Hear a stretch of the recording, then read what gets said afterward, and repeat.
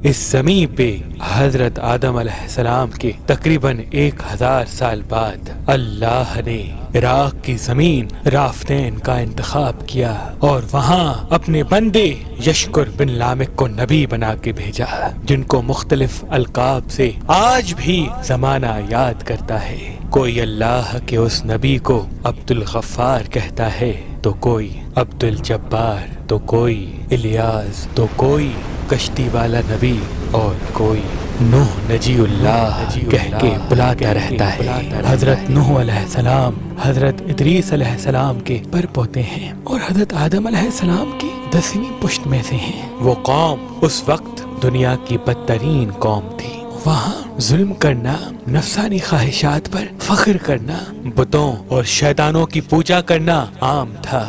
اللہ کے نبی حضرت نوح علیہ السلام بچپن سے ہی ان کو بار بار سمجھاتے رہتے تھے کہ اس کائنات کا مالک ایک اللہ ہے جس نے ہر ایک چیز کو پیدا کیا۔ نوح علیہ السلام جب اللہ کے دین کی تبلیغ کرتے تھے تو ان کی قوم ان کو اتنے پتھر مارتی تھی کہ وہ پتھروں میں ڈھک جاتے تھے۔ تاریخ نے لکھا تقریباً 950 سال تک آپ تبلیغ کرتے رہے، بار بار پتھر کھاتے رہے، لیکن افسوس سوائے چند غریب اور مساکین کے کوئی بھی آپ پر ایمان نہ لایا۔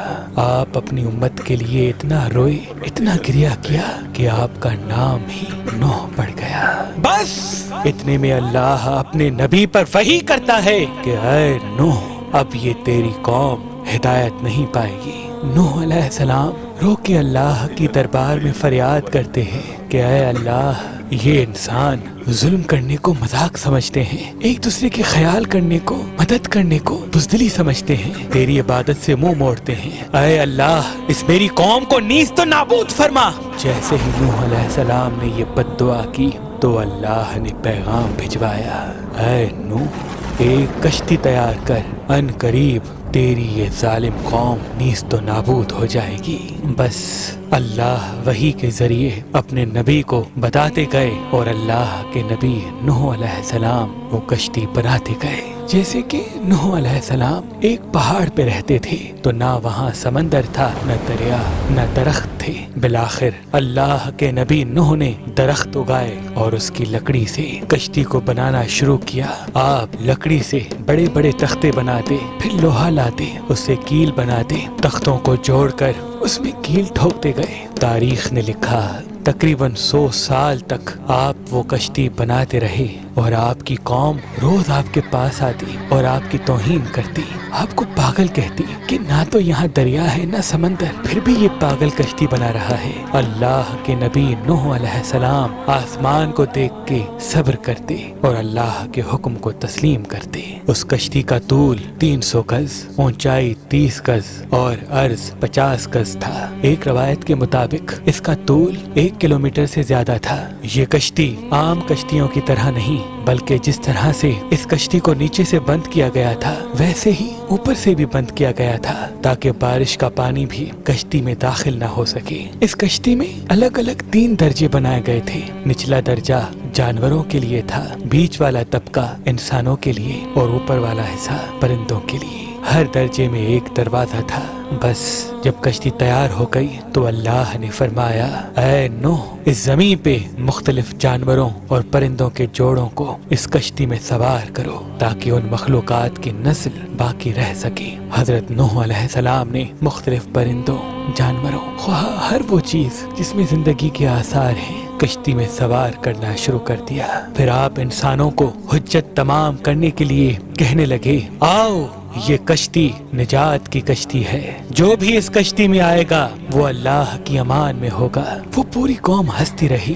تاریخ نے لکھا آپ کے ساتھ تھوڑے سے ہی لوگ تھے جن کی تعداد بعض کتابوں میں 80 بتائی گئی ہے، جن میں آپ کے 3 فرزند حام، سام، یافز اور ان کی بیویاں بھی موجود تھیں۔ اللہ نے اپنے نبی نوح سے کہا کہ ان قریب تندور سے پانی ابلے گا اور پوری قوم کو ڈبا دے گا۔ اس بات کو سن کے قوم نوح ہنس ہی رہی تھی کہ اتنی دیر میں تندور سے پانی ابلنے لگا۔ لوگ اس پانی کو دیکھنے کے لیے دور دور سے آتے، ہنستے، لیکن کچھ ہی دیر میں ان کی ہنسی خاموش ہونے لگی۔ کیونکہ وہ پانی اتنا بڑھتا گیا کہ ان کے تمام گھر ڈوب گئے اور اوپر سے بارش بھی برس رہی تھی۔ وہ کافر یہ سمجھ رہے تھے کہ یہ طوفان کچھ دیر کا ہے، تو یوں وہ اونچے اونچے پہاڑ کی طرف جانے لگے۔ ان کافروں میں اللہ کے نبی نوح علیہ السلام کے بیٹے کنعان بھی شامل تھے۔ جیسے ہی نوح علیہ السلام نے اپنے بیٹے کو دیکھا کہ وہ کافروں کے ساتھ پہاڑ پہ چڑھ رہے ہیں، آپ نے دور سے آواز دی، اے کنعان، اس نجات کی کشتی میں آ جا۔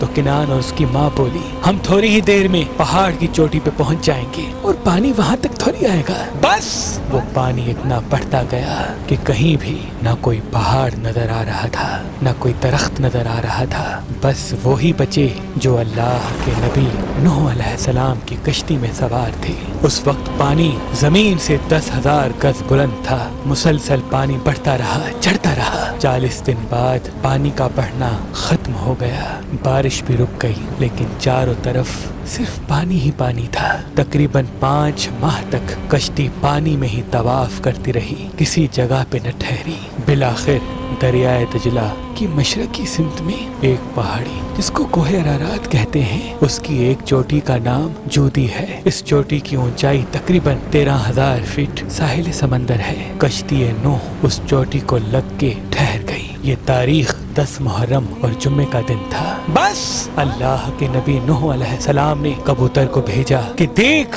زمین پر پانی خشک ہو رہا ہے یا نہیں۔ کبوتر گیا اور زیتون کی ٹہنی اٹھا لایا۔ اللہ کے نبی نوح علیہ السلام نے اللہ کا شکر کیا اور یوں رفتہ رفتہ پانی کم ہوتا گیا۔ آپ اور آپ کی جماعت تقریباً 5 ماہ تک جودی پہاڑ پر ٹھہرے۔ آپ نے تمام پرندوں جانوروں کو آزاد کیا۔ اس پہاڑی پہ اللہ کا شکر کرتے رہے، ذکر کرتے رہے، دنیا کو پھر سے آباد کرنے کی سوچ میں مگن رہے۔ تاریخ نے لکھا آپ کے ایک بیٹے سام جس سے عربی نسل چلی، دوسرے بیٹے حام جن سے سوڈانی نسل چلی، اور یافت جن سے ترکی نسل چلی، اور یوں آپ اور آپ کی اولاد نے دنیا کو پھر سے آباد کرنے کا فیصلہ کر لیا۔ تقریباً طوفان کے 60 سال بعد اللہ کے نبی نوح علیہ السلام اس فانی جہان سے دارالبقا کی طرف کوچ کر گئے۔ اللہ نے فرمایا کہ کشتی نوح کو ہم آنے والی نسلوں کے لیے عبرت کا نشان ٹھہرائیں گے۔ تحقیق کرنے والوں نے بتایا کہ کشتی نوح علیہ السلام کی باقیات مشرقی ترکی میں واقع کوہ ارارات پر ملی ہیں۔ یہ کشتی ویسے ہی ہے جیسی اللہ کے نبی نوح علیہ السلام نے بنائی تھی۔ سلام ہو انسان کی نسل کو پھر سے زندگی دینے والے اللہ کے نبی نوح نجی اللہ علیہ السلام پر۔